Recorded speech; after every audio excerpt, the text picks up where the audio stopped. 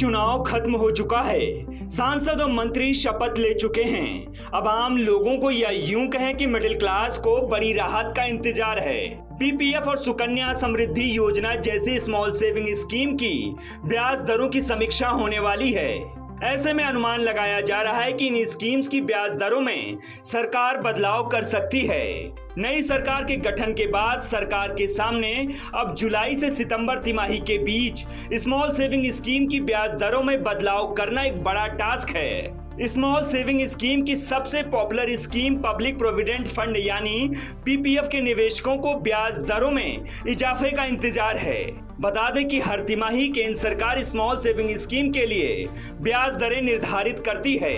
अप्रैल जून 2020 की तिमाही में आखिरी बार बदलाव किया गया था। 4 साल बीत चुके हैं। पीपीएफ की ब्याज दरें 7.1% पर बनी हुई हैं। सरकार ने 0.40% से लेकर 1.50% तक इजाफा किया था। सुकन्या समृद्धि योजना के तहत जमा राशि पर 8.2% ब्याज मिल रहा है।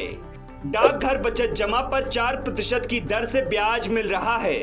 राष्ट्रीय बचत प्रमाण पत्र पर बचत दर 7.7% है। फिलहाल सबसे बड़ा सवाल ये है कि सरकार इस बार पीपीएफ में निवेश करने वाले लोगों को खुश करेगी या नहीं। केंद्र सरकार जुलाई से सितंबर तिमाही के लिए पब्लिक प्रोविडेंट फंड यानी PPF, senior citizen saving scheme, national saving certificate, Sukanya Samriddhi Yojana, post office monthly saving scheme और दूसरी सेविंग स्कीम की ब्याज दरों की घोषणा 30 जून 2024 तक कर सकती है।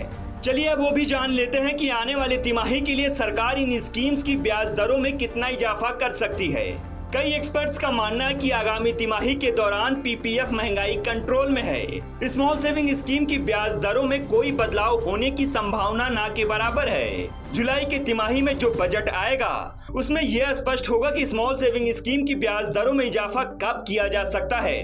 बजट के बाद वित्तीय वर्ष की तिमाही में ब्याज दरों में इजाफे की कुछ संभावनाएं दिखाई दे सकती हैं। फिलहाल कैसी लगी आपको हमारी ये खबर, हमें कमेंट सेक्शन में जरूर बताइएगा। ऐसे ही खबरों के लिए बने रहिए आर भारत ओरिजिनल के साथ।